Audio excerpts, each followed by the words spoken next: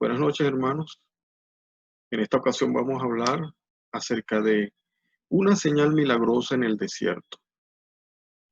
Este nombre viene a propósito de uno de los nombres que se le atribuye a Jehová,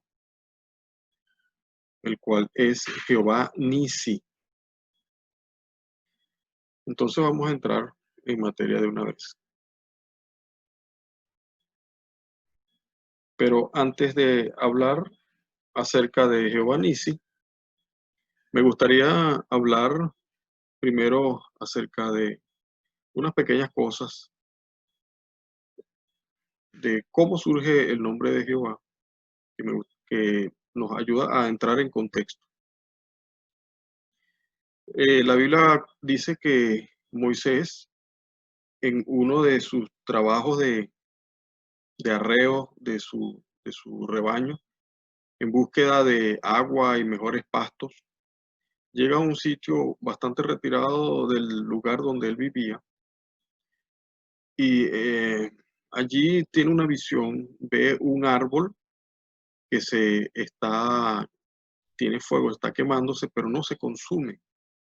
Y del árbol sale una voz, que es la voz del mismo Jehová, y le da algunas ordenanzas para que él eh, vaya ante el faraón y le solicite la liberación del pueblo de Israel.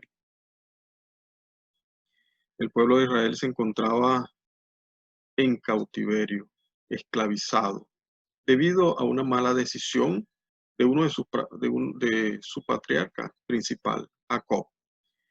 Sabemos todos que Jacob vivía en Canaán. Sin embargo, en Canaán hubo una hambruna, pero para el tiempo de la hambruna, Jacob, sin saberlo, tenía un hijo en un cargo de suma autoridad en el imperio egipcio, quien era garantía de alimentos. Pero Jacob, en lugar de mantenerse en su tierra, la tierra que Dios le había dado, prefirió irse a estar bajo el cobijo del imperio egipcio. Eh, Allí Jacob abandonó su tierra, la tierra que Dios le había dado. El pueblo de Israel en diferentes ocasiones ha abandonado su tierra, la tierra que Dios le ha dado, pero siempre, en todos los casos, Dios los recoge con mano poderosa, los pastorea con mano poderosa. Abraham fue el primero. A Abraham Dios le dijo, ve, deja tu tierra y tu parentela y ve al lugar que yo te diré. Y cuando estuvo en el lugar que Dios le indicaba, siguió de largo hacia Egipto.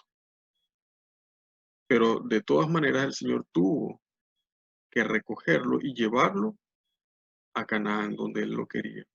Luego Jacob, y así en sucesivas oportunidades el pueblo estuvo abandonando su tierra, a tal punto de que es hasta 1945, después de la Segunda Guerra Mundial, cuando el pueblo de Israel finalmente eh, establece un país formal ante el mundo. Pero Dios lo tuvo que recoger con mano poderosa también. Costó la vida de 6 millones de judíos.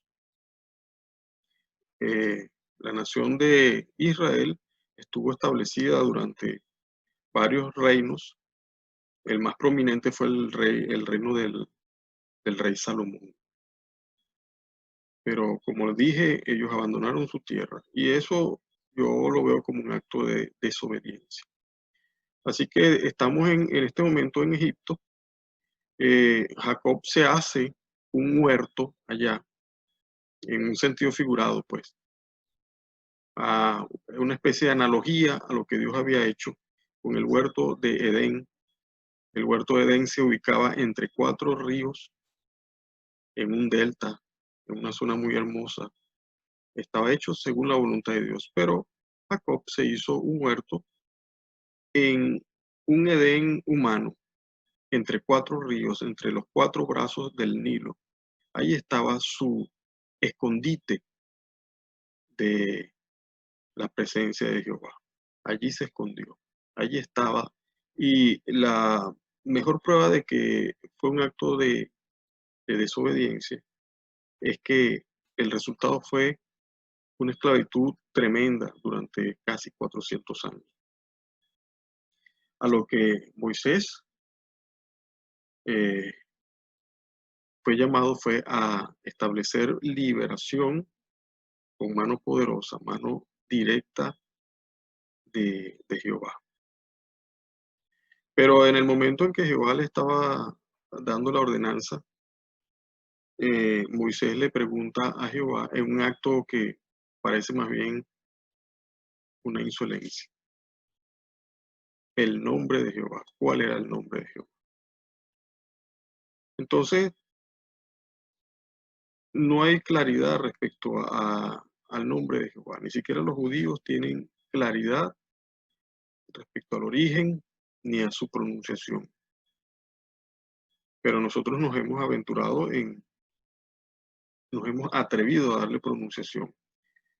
Existen varias teorías. Uh, hay dos o tres que me llaman la atención. Hay una que se llama la teoría cuántica. Es aquella que recoge, me gusta mucho porque recoge un concepto amplio de lo que es Jehová, lo que es Dios.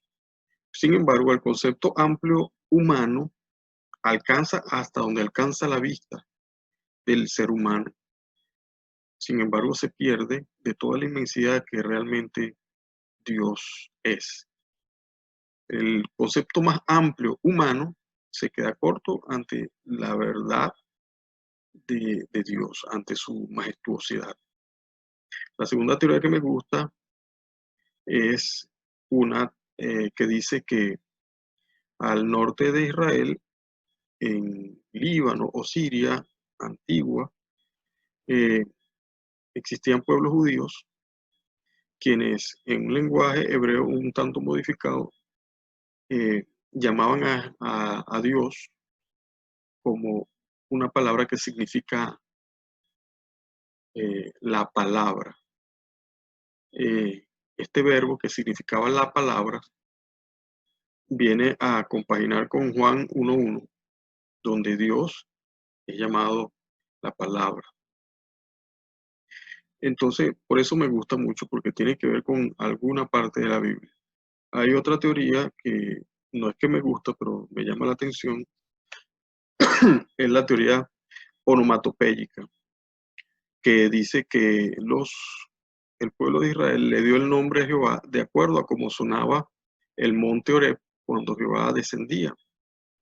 Ellos simulaban a través de un sonido que se le atribuyó al nombre, los sonidos de las trompetas, la erupción, el humo, todo lo que sonaba, ellos trataron de englobarlo en un nombre. Entonces se dice que la pronunciación del nombre de Jehová es onomatopéyica. Y hay una teoría que es la que más me gusta, que la creó un hermano un poco loco que se llama Bismarck Pérez. Esta teoría dice que cuando Moisés le pregunta el nombre a Jehová, le dice, bueno, el imperio egipcio tiene diferentes dioses y todos tienen sus nombres y los dioses de alrededor tienen sus nombres. Ahora, ¿cómo te llamas tú? Cuando yo me presente ante el faraón, ¿qué le voy a decir? ¿En nombre de quién voy? A lo cual Dios responde con una respuesta bien categórica. Al parecer fue una insolencia. Jehová le dice, yo soy quien soy. Según la interpretación de este hermano Bismarck Pérez, yo soy quien soy significa, ¿a ti qué te importa? Yo soy quien soy, yo no me parezco a los dioses de alrededor. Yo soy único, yo soy antes de todas las cosas. No tengo nombre, yo soy quien soy. En realidad creo que sí fue una insolencia de parte de Moisés. Entonces, yo soy quien soy, es una respuesta bien contundente de parte de Jehová. Jehová tiene muchos nombres. Bueno, podría ser, de acuerdo, depende cómo se vea. En realidad, Jehová, a mi parecer, a mi propio criterio, no tiene nombres. Simplemente, capítulos después, Jehová le dice a Moisés, bueno, está bien. Si lo que quieres es un nombre, hacerte una imagen de mí, bueno, entonces puedes llamarme Yo Soy. Ese será mi nombre de aquí en adelante. Pero no fue porque él tuviese un nombre, sino por la dureza del corazón de Moisés y del pueblo. Fíjense aquí en Éxodo 3:14. En hebreo dice, Bayomer Elohim el Moshe. Eshe, eh, eh, eje, eshe, ejer. Perdón. Eye, esher, eye. Significa, y Jehová respondió, dice, dijo Elohim a Moisés, yo soy el que soy. Esto en verde significa yo soy lo que soy, yo soy quien soy.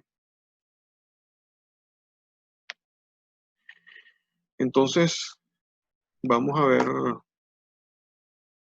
algo interesante. Vamos a situarnos geográficamente en el sitio donde aparece Jehová Nisi por primera vez.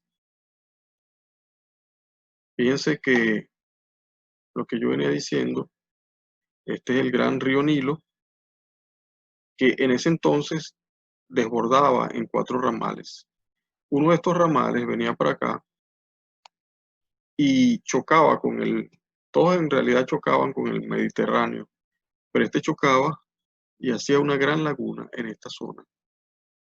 Esta zona era donde estaba el extremo más norte de Egipto, que era Migdol.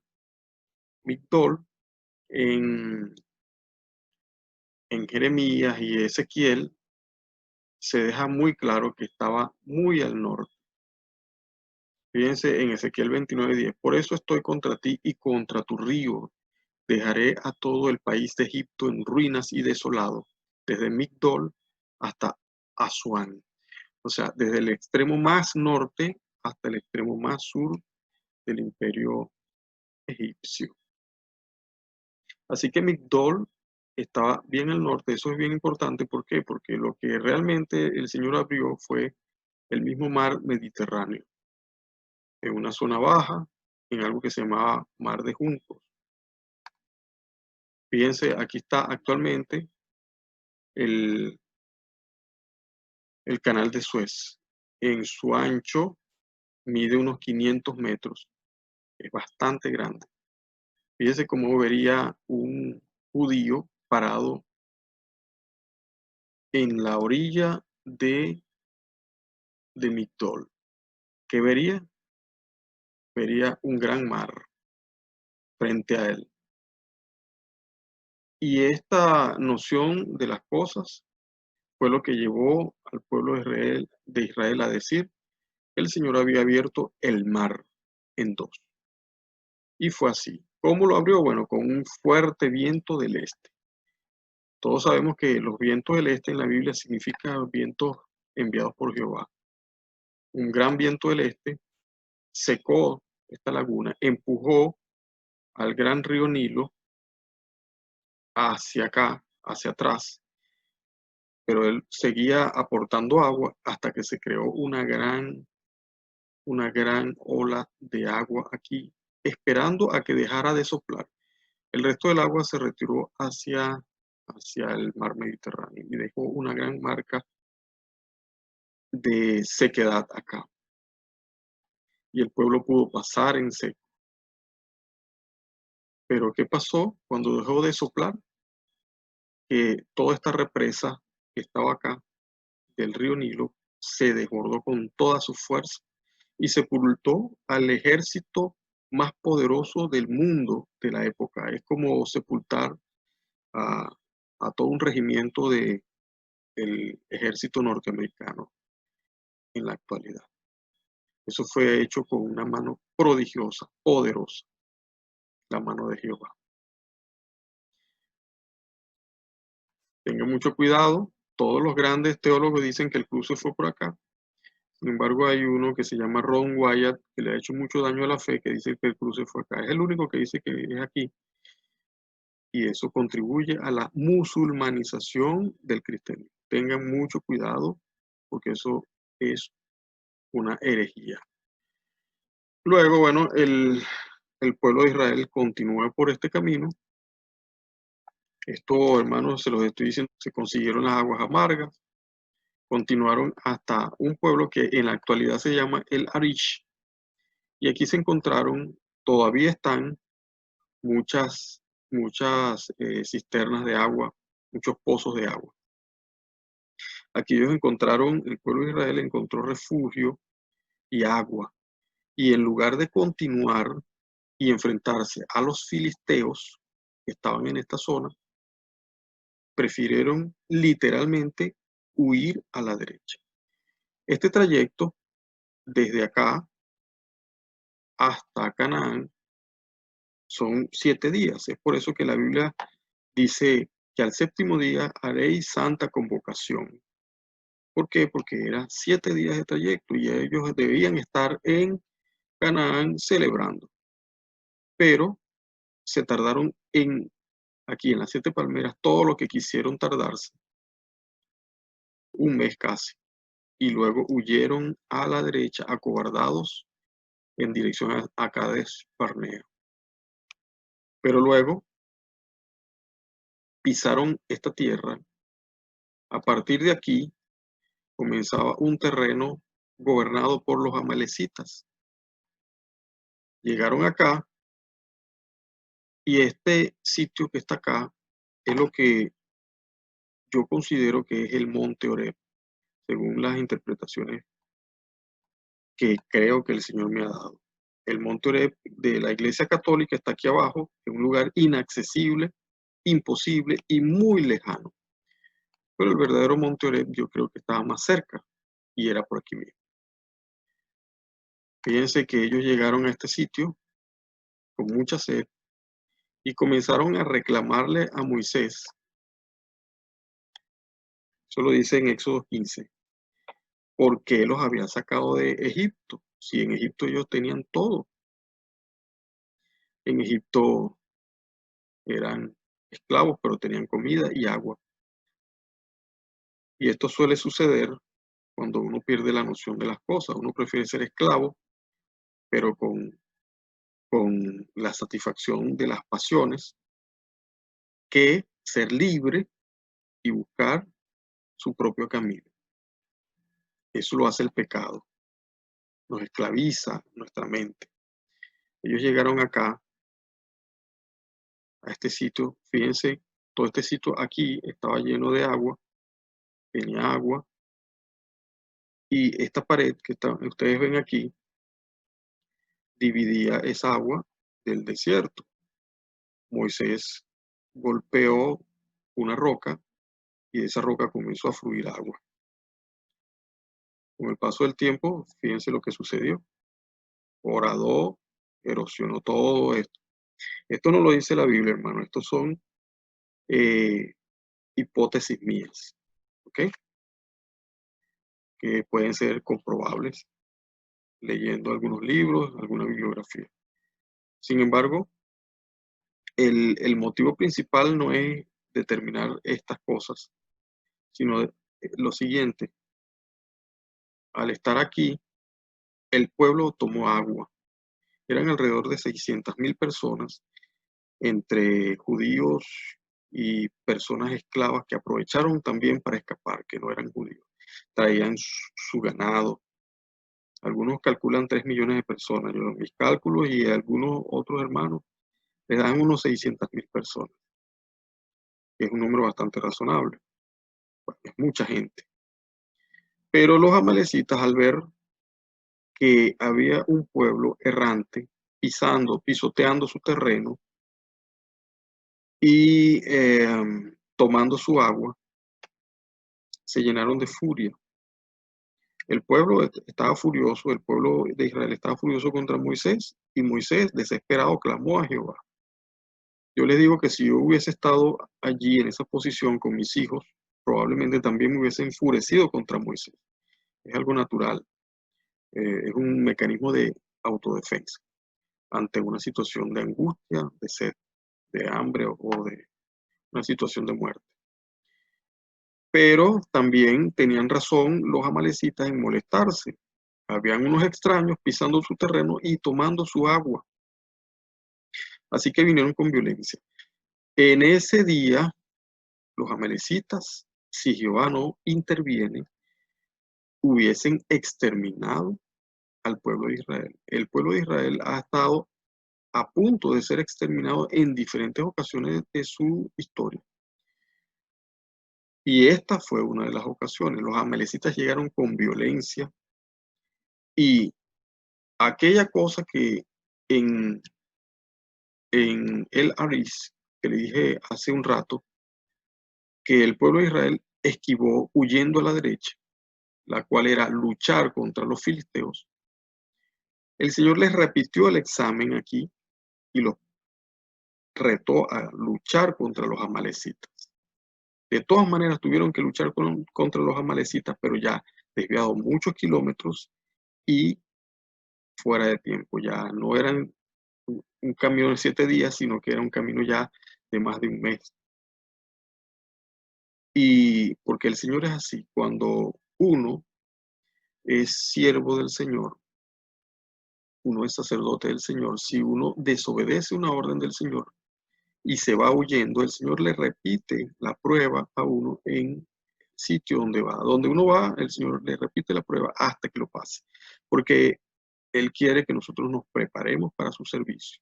Y si nosotros no enfrentamos las pruebas, entonces no vamos a crecer. Las pruebas son de utilidad para la edificación de la iglesia, para que las personas aprendan, tomen sus lecciones y crezcan. El pueblo de Israel no pasó la prueba aquí con los filisteos y el Señor les repitió el examen acá. Tengamos cuidado con eso, de andar huyendo de Dios. Eso le pasó también a Jonás, eso también le pasó a Elías, que estuvo 40 días sin poder comer, caminando, errando, por miedo a Jezabel. El pueblo de Israel se enfrentó a los amalecitas en este sitio y venció. Josué desmenuzó a los amalecitas, dice la Biblia, pero tuvo que suceder algo muy especial. Moisés, al ver que el pueblo estaba en plena batalla, se subió a una colina donde se podía ver la batalla, que puede ser cualquiera de estas que está acá. Fíjense la explanada enorme que hay aquí, y aquí hay un terreno alto. Y se puede ver todo el valle. Y él mantenía sus brazos en alto. Pero cada vez que él bajaba sus brazos, porque se cansaba, mucha gente moría. Imagínense el peso emocional, la carga emocional de un líder que sabe que la vida y la muerte o la muerte de una persona depende de su actitud, depende de él. Imagínense tener los brazos levantados durante horas, la sangre se va hacia abajo, las manos se hielan, se cansa, se entumecen las manos, pero él tenía que mantener las manos arriba, porque si no, la sangre de muchos caería sobre él. Es una gran responsabilidad. Es la misma responsabilidad que tenemos hoy en día nosotros los cristianos.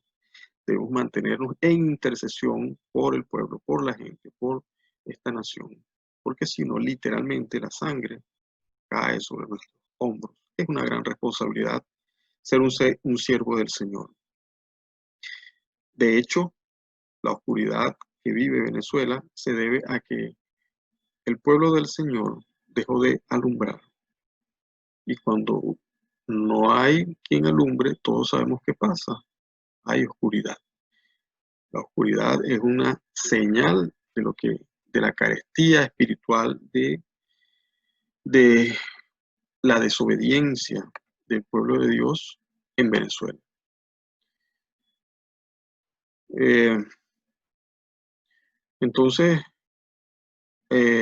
Moisés tenía unos ayudantes a los lados, quienes lo hicieron sentar sobre unas rocas para poder sujetarle los brazos y mantenerlos al aire. Este fue un gran reto, una gran prueba que Moisés pasó, pero logró mantener los brazos levantados y el pueblo de Israel venció. Cuando usted baja los brazos y pierde la comunión con el Señor, suceden cosas negativas a su alrededor. El enemigo, la oscuridad toma terreno. Debemos mantener los brazos en alto.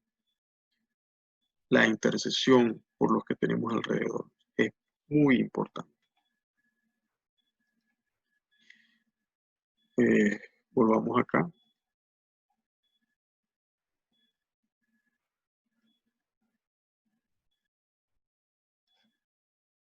Ok. Pero debemos tener también cuidado. Sigo con el tema del nombre. ¿Cómo utilizamos el nombre de Jehová? A veces nosotros nos hemos hecho imágenes del nombre de Jehová y nos encanta utilizar verbos en hebreo. Sin embargo, a veces las traducciones también no son las mejores. Por ejemplo, Jehová Nisi se asocia con un guerrero que lleva el estandarte y que pelea por nosotros. Esta teología ha ocasionado que se haya creado algún tipo de idolatría. Por ejemplo, se dice que en España, durante la guerra contra los moros, contra los árabes, se apareció un Santo Santiago, quien con su espada y su estandarte logró matar a unos 700 infieles. Infieles se refiere a los árabes, a los moros. Eso de que Jehová lucha por nosotros es en un sentido figurado, hermanos. Siento mucho decirles esto y decepcionarlos, pero es falso que Jehová luche por nosotros de esta manera en que estamos observándolo aquí. Esto crea alguna distorsión de lo que realmente es el verbo nes, que da origen a la palabra nisi. El verbo nes significa milagro, un milagro. Y ya lo vamos a ver. Entonces, tengamos mucho cuidado. El Señor nos ha puesto en un país de habla hispana para que le alabemos en español, con una riqueza hermosa que tiene nuestro español. No tenemos que andar buscando sustitutos hebreos, que por cierto tampoco conocemos el contexto con que Moisés dijo Jehová Nisi, y creo que nadie lo conoce. Habría que viajar 4000 años atrás para ver cuál era el contexto cultural, para saber exactamente qué quería decir Moisés. Jehová Nisi es una palabra muy hermosa, pero podemos sustituirla con palabras en español que testifican y que la gente puede entender mejor. Utilicemos el español, que es hermoso. Veamos dos diccionarios hebreos, pealin.com y este diccionario judaico. Nes originalmente se escribía sin ningún tipo de puntuación. Sin embargo, después de un proceso llamado Mater Lectionis, se le añadió puntuaciones. ¿Por qué? Porque para leer un texto en hebreo original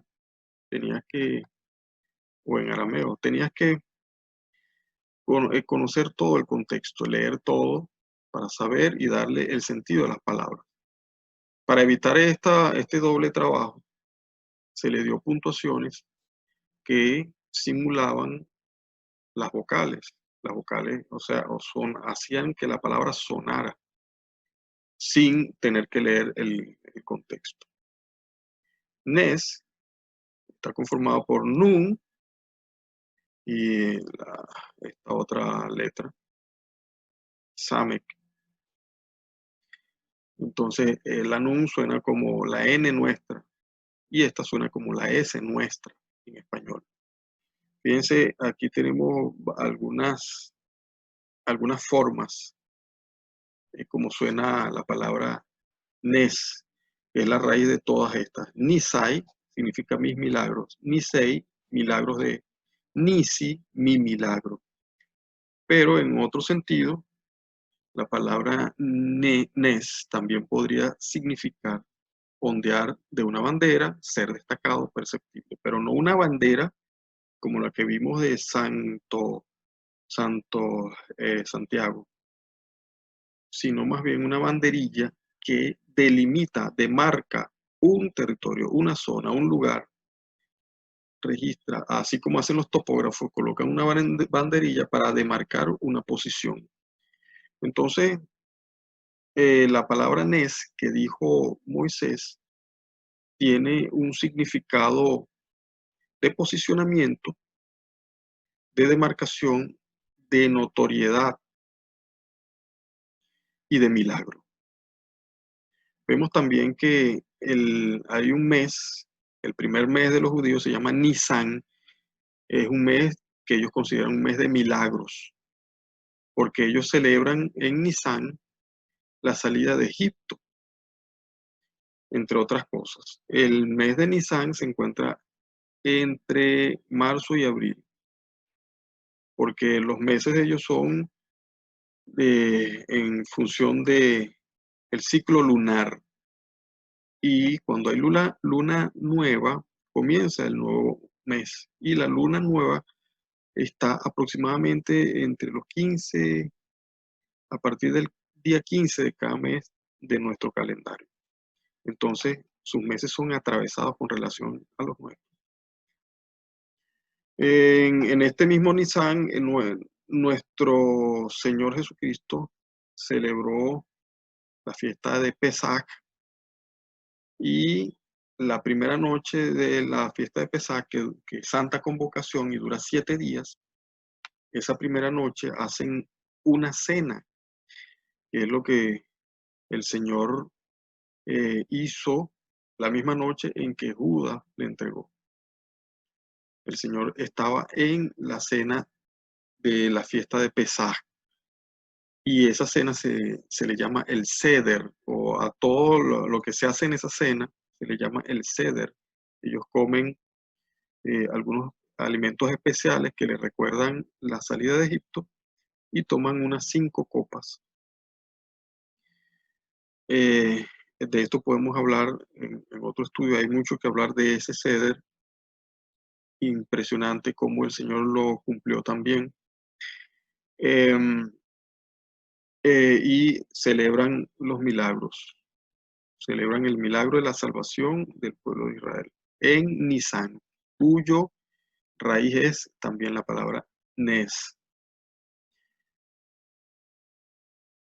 Veamos que después que el Señor le hizo desmenuzar al ejército amalecita, en Éxodo 17:15 dice, después edificó Moisés un altar al que puso por nombre Adonai Nisi.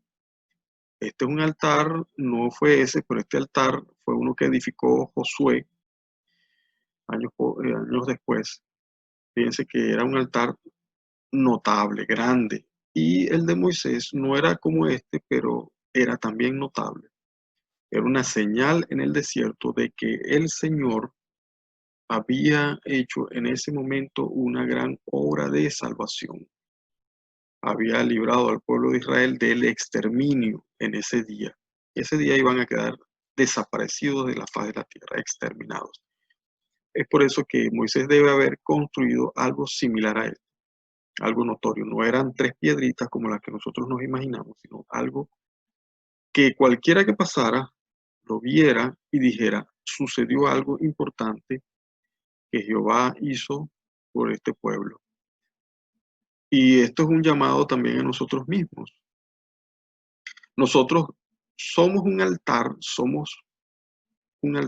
de milagros. Cada vez que la gente nos ve en la calle, dice, sobre él, en él sucedió un milagro de salvación.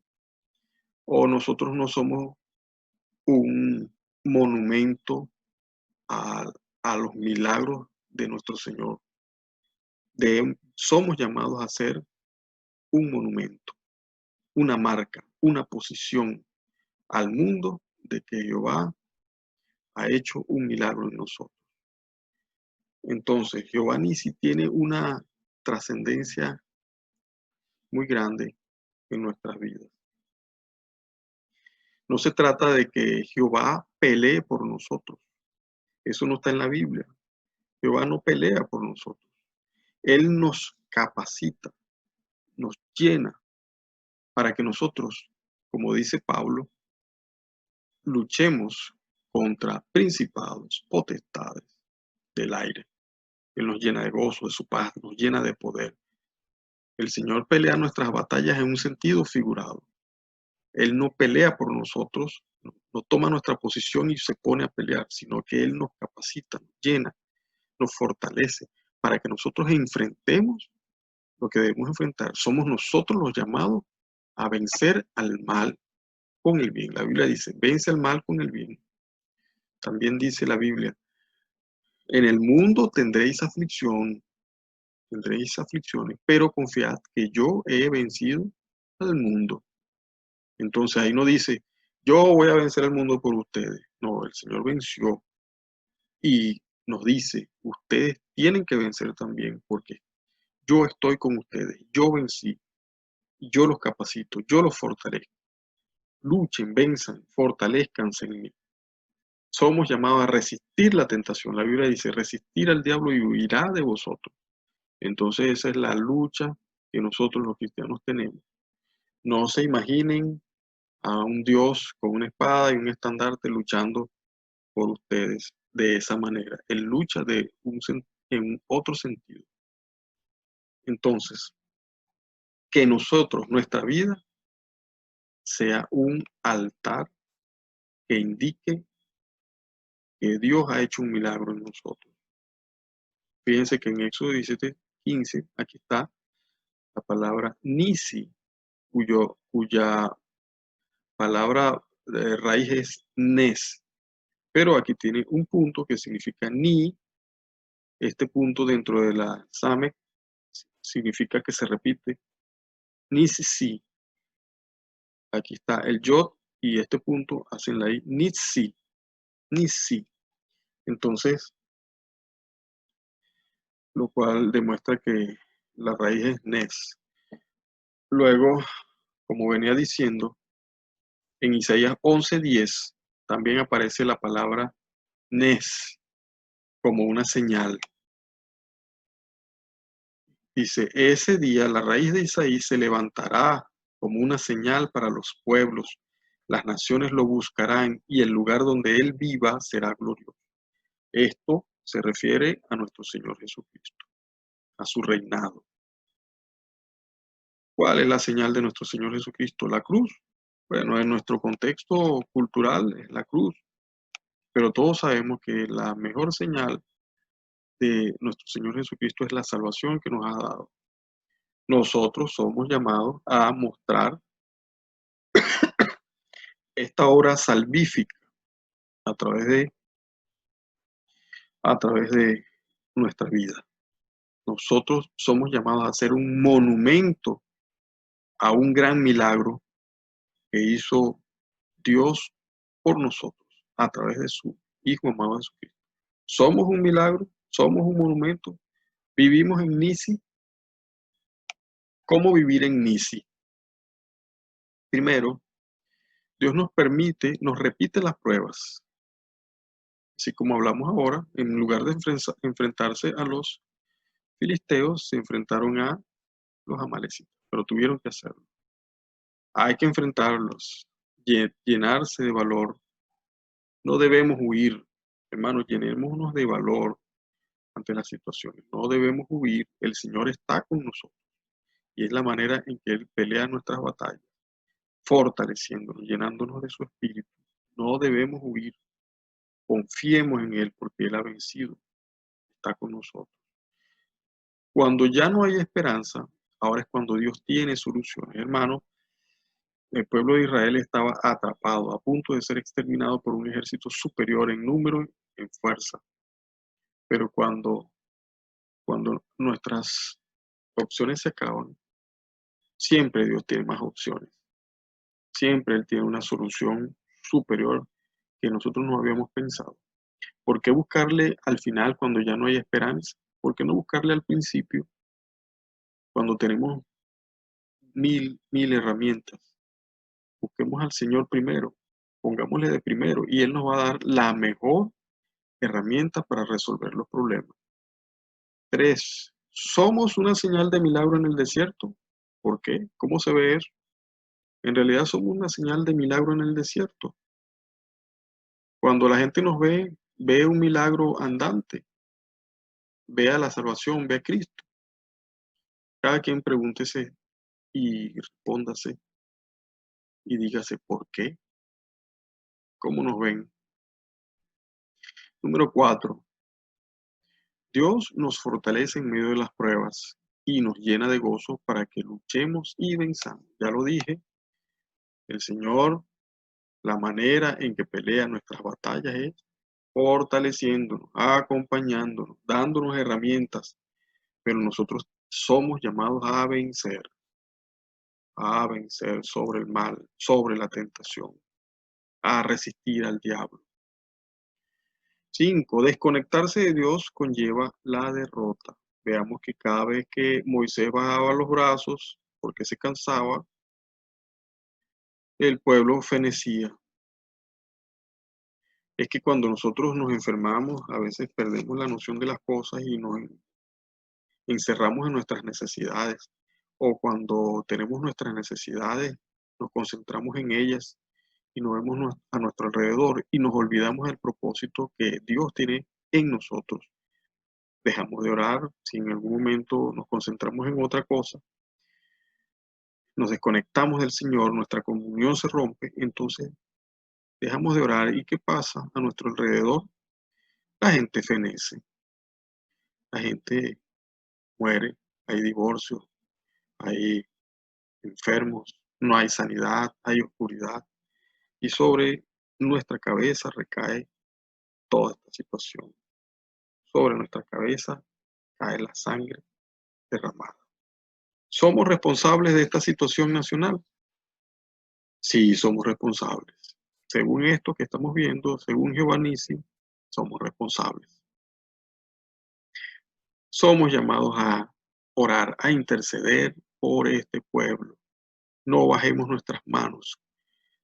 Hagámoslo con más ahínco, no seamos frívolos ante la situación que estamos viviendo.